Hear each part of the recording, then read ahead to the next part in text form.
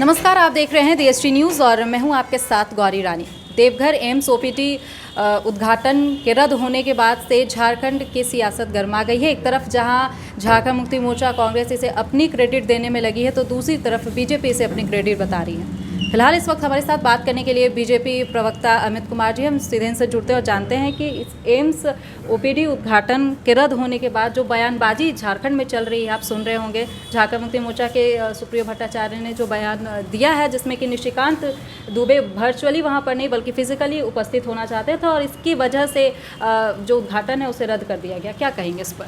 नहीं, देखिए, पूरी तरह से ये सरकार बार बार झूठ बोलने का काम कर रही है। चलिए, झूठ बोलने तक की उसको हम सीमित माने तो अलग बात है। अब तो ये सरकार यहाँ के जनता के साथ भी बहुत बड़ा खिलवाड़ करने जा रही है। आप जान रहे हैं कि कोविड का समय है। कोविड के समय में एम्स जैसे संस्थान का ओपीडी का उद्घाटन होना है और केवल राजनीतिक कारण से उद्घाटन कार्यक्रम को राज्य सरकार रोकने का काम कर रही है। पूरे देश में ये कहीं नहीं होता है कि वहाँ का जनप्रतिनिधि उस कार्यक्रम में शामिल ना हो। और सबसे बड़ी बात है कि मुख्यमंत्री और उनके अधिकारी कहीं ना कहीं देवघर के डीसी ये प्रयास में लगे हुए हैं कि किस तरह से माननीय सांसद को उस कार्यक्रम में आने से, पहला तो विषय ये है कि आने से किस तरह रोका जाए। काफ़ी ऐसे कार्यक्रम होते हैं, उद्घाटन हुए हैं जिसमें जो कि वर्चुअली अब होते हैं। प्रधानमंत्री नरेंद्र मोदी ने भी काफ़ी ऐसे उद्घाटन मैं आपको वही बात बोल रहा हूँ कि पहला तो उद्देश्य यही है राज्य सरकार का कि हम किस तरह से माननीय सांसद को आने से उस कार्यक्रम में रोकें। और यदि माननीय सांसद उस क्षेत्र के सांसद हैं और सबको ही पूरा झारखंड जानता है कि यदि एम्स लाने में सबसे बड़ा किसी का योगदान है, किसी ने ज़रूरत से ज़्यादा आगे बढ़कर इस काम को करने का प्रयास किया है, तो वो वहाँ के सांसद निशिकांत दुबे हैं। और निशिकांत दुबे जी यदि वहाँ पर खड़ा होके भी चाह रहे हैं कि एम्स का उद्घाटन हो, तो उसमें राज्य सरकार को किसी तरह की कोई परेशानी नहीं होनी चाहिए। मतलब ऐसा थोड़ी जो होगा कि एम्स का उद्घाटन हो रहा है और जहाँ पर एम्स बना है, जहाँ पर ओपीडी बना है, वहाँ पर कोई व्यक्ति नहीं होंगे। वहाँ डॉक्टर्स रहेंगे, वहाँ के कर्मचारी रहेंगे, वहाँ के इंचार्ज रहेंगे और एक निशिकांत दुबे यदि वहाँ पर खड़ा हो जाएंगे तो उससे कोई बहुत बड़ा बवाल होने वाला है। मनसा साफ है, सरकार की मनसा साफ है कि किसी न किसी रूप में वहाँ के जनप्रतिनिधि भारतीय जनता पार्टी के लोगों को रोका जाए, क्योंकि सभी जानते हैं कि एम्स यदि वहाँ पर आया है तो उसमें सबसे बड़ा योगदान उस समय की भारतीय जनता पार्टी की सरकार का है, वहाँ के सांसद निशिकांत दुबे का है, जिन्होंने राज्य सरकार और केंद्र सरकार से समन्वय स्थापित करके उस एम्स का पूरा निर्माण कार्य को प्रारंभ कराया। आज आप जाके देखिएगा तो वो जगह लगेगा कि सही में आज पूरे संथाल परगना का एक हृदय स्थली बन के वो रह गया है।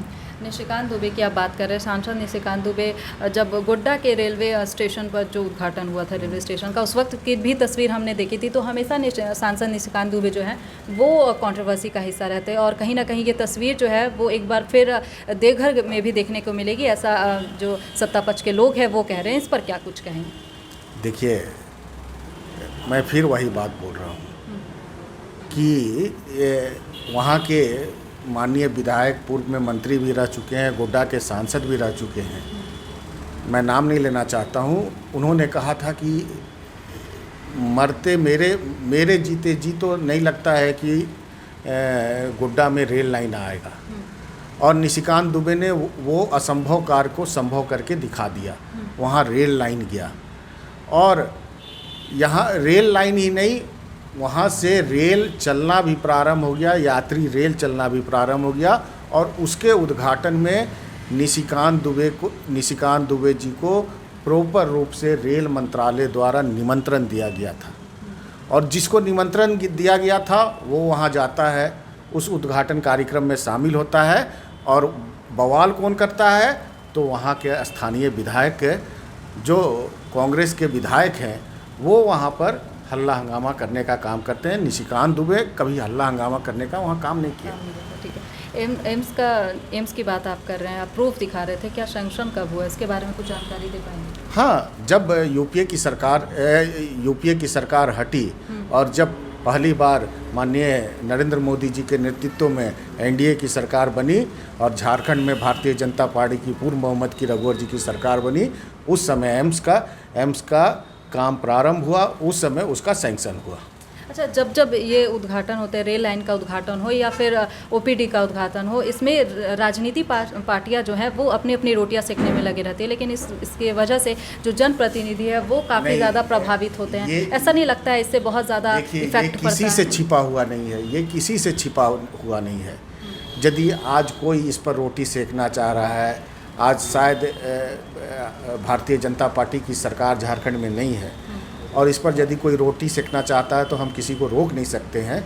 लेकिन आप लोग को भी मालूम है, पूरे झारखंड को ये मालूम है, झारखंड की एक एक जनता को मालूम है कि आज यदि एम्स आया है तो वो माननीय प्रधानमंत्री, माननीय स्वास्थ्य मंत्री और वहाँ के सांसद माननीय निशिकांत दुबे जी का बहुत बड़ा योगदान है, तभी वहाँ पर आया है। ठीक है।